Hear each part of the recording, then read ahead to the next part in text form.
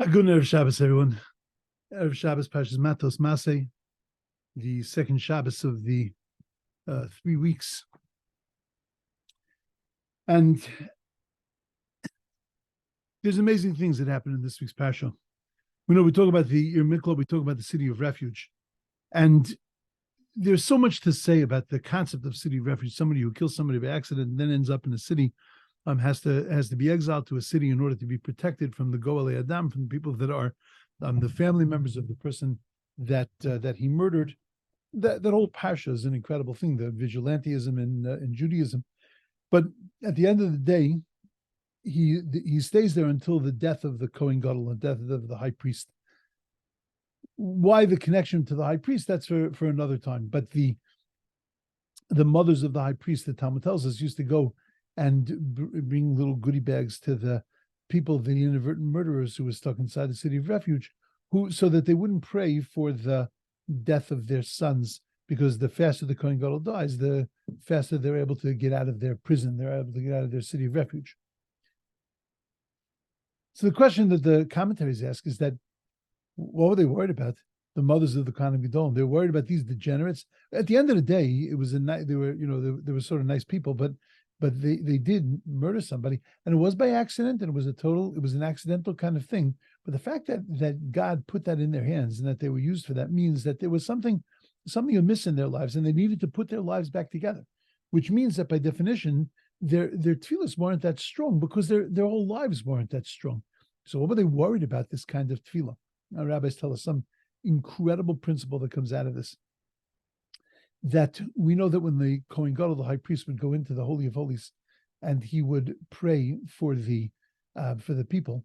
So, and he didn't stay in there a very long time, and he didn't say a lot of prayers. But one of the things that he prayed for was that God shouldn't listen to the travelers and the wayfarers in their prayers to stop the rain, because people that were on the road didn't want it to rain because it was difficult to travel when it rained. So, therefore, they would pray that the rain should stop, which was not necessarily beneficial for the Jewish people. So the Kohen Gadol had to pray that God wouldn't listen to their prayers. Of all the things you got to pray for, you got to pray for that? Yeah, because that was something that was very fundamental and dangerous for the Jewish people. And we understand that the people that were traveling on the road, those tefillas were very, very powerful. And the reason that those tefillas were very powerful is because they were very sincere. Because for them, it was better that it shouldn't rain. And when they prayed for the rains to stop, they were praying with all of their power, with all of their energy. They were praying with all of their sincerity. And a sincere word that is offered, it doesn't matter who you are. It doesn't matter about the rest of your life. But a sincere prayer that is offered, then that has an incredible power. That's what the Kohen Gadol, the high priest, was worried about, and that's what the mothers of the Kohanim Gedolim were worried about. That they were worried that if these inadvertent murders, as messed up as their lives might have been, at the end of the day, if they offered a sincere prayer, that could have been dangerous for their sons, and therefore they went and they gave them goodie bags to sort of throw them off the trail, which tells us that at the end of the day, a sincere word is listened to. That's the power of tefillah. But is that it? Is it just about sincerity? Is it just about being sincere in your tefillah? That's all the koach, that's all the power that we really need. So take a look at the beginning of the Parsha. At the beginning of the Parsha, we have what's called Parshas Nidarim. It's the Parsha about vows, about making promises, about vows, about using words to sanctify things, to set things apart, to make things prohibited in your life, to make things permissible in your life. And that all of the oral law that has to do with that parsha is found in a tractate called Nidarim. Nidarim and Nazir, okay, fine, but in those two tractates. That tractate of Nidarim, the tractate of vows, is found in the section. There are 6 sections that Rabbi Nasi set up in the Mishnah. It's found in the section called Nashim. It's called women, meaning marriage and divorce. All the laws of marriage and divorce. So one has to wonder, what does Nidarim have to do with marriage and divorce? So our rabbis tell us, because there's a certain type of vow that if a woman utters, her husband is allowed to remove that vow. He's allowed to cancel the vow. Therefore, those laws are placed in Seder Nashim because it has to do with ultimately it has to do with marriage. It's a little bit too superficial, especially because that section of the law appears in chapter number 10, not in the beginning of the Masechta, not the beginning of the thing. The whole beginning, the first 9 chapters, is all about vows and different types of vows, promises, vows, swears, all kinds of things like that. Nothing to do with marriage. So if the essence is because it's connected to marriage, then one would have imagined that should have been the very beginning of the Masechta.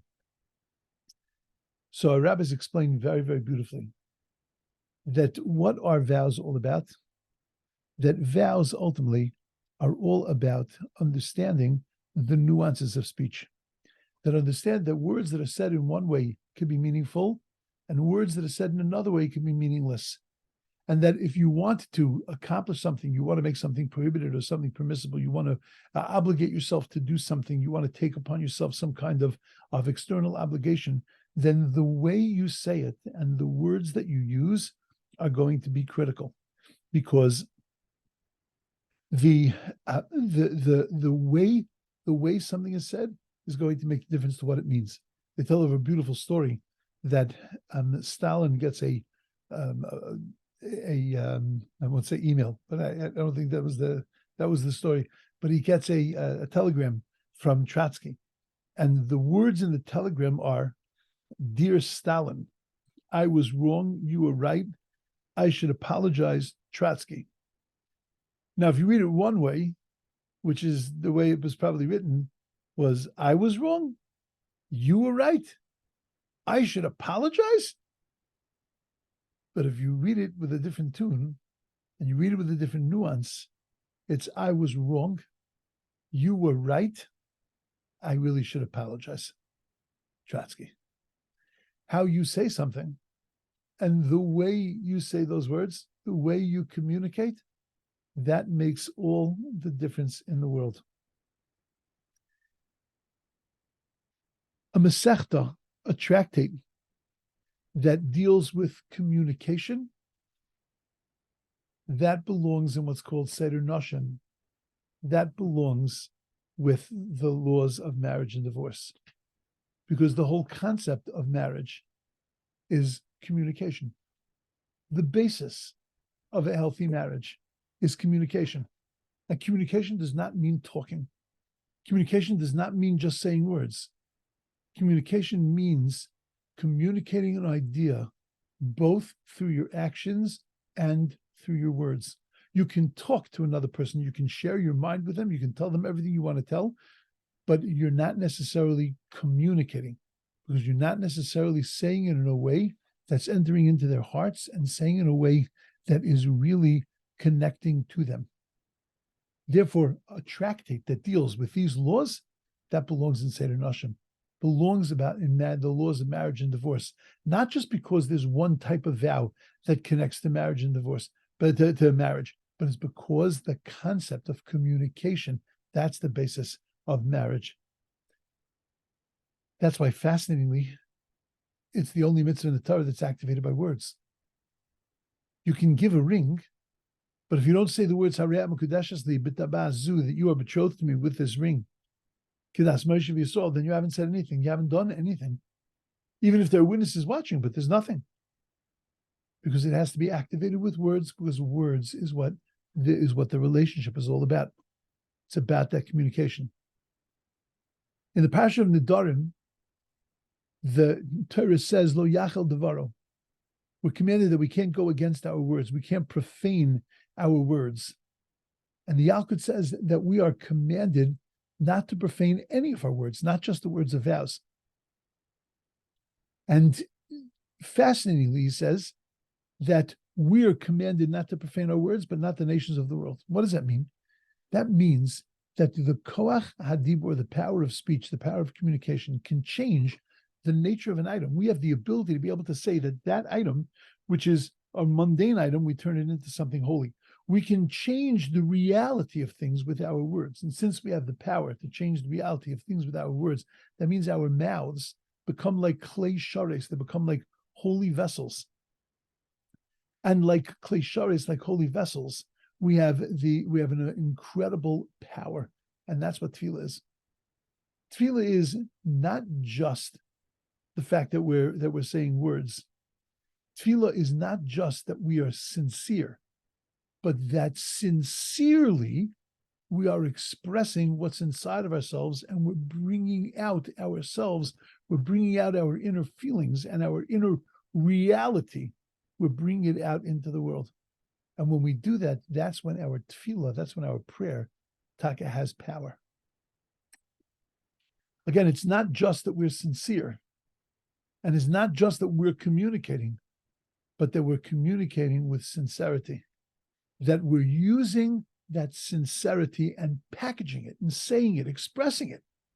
We have that feeling inside of us, but you can have that feeling of sincerity inside of you, and you could say a tefillah, and it could be nothing. But it's that feeling of sincerity that I'm taking and bringing outside of me, bringing into this world. And the minute that I put it into the world through my words, I'm now creating this reality. And that's that power that I wield. That's the power that exists inside of my mouth. The whole Parsha is about the power of communication. Whether we're talking about the death of Bilam, that's the death of the one who abused speech. The story of the 2.5 tribes that wanted to stay on the Transjordan because they didn't express themselves correctly. It sounded like they were rebelling. It's all about the way you package it. If we could only get that through the 3 weeks. We talk about the destruction. We talk about disconnection from God. We talk about the feelings of being separated from the Rebbeinu Shalom. And when we're separated from the Rebbeinu Shalom, we're separated from each other. One of the ways to come back to the Rebbeinu Shalom, and one of the ways to come back to each other, is by using our words to heal. I love you, God. I want to be connected to you. I love you, person. I love you, people. I want to be connected to you. To being careful and precise about the words that we use and the way we communicate them, both to the master of the universe and to the creatures that he created inside of that universe. If I can put that koyach, I can re-elevate it to being a klisharis, a temple holy vessel, so that I can bring Kedusha back into my world, Kedusha back into my relationships, and Kedusha back into the very life that I live. We should have a beautiful, beautiful Shabbos, and a Shabbos of communication. Communication to God, communication to others, and communication to ourselves. Have a beautiful Shabbos, everyone.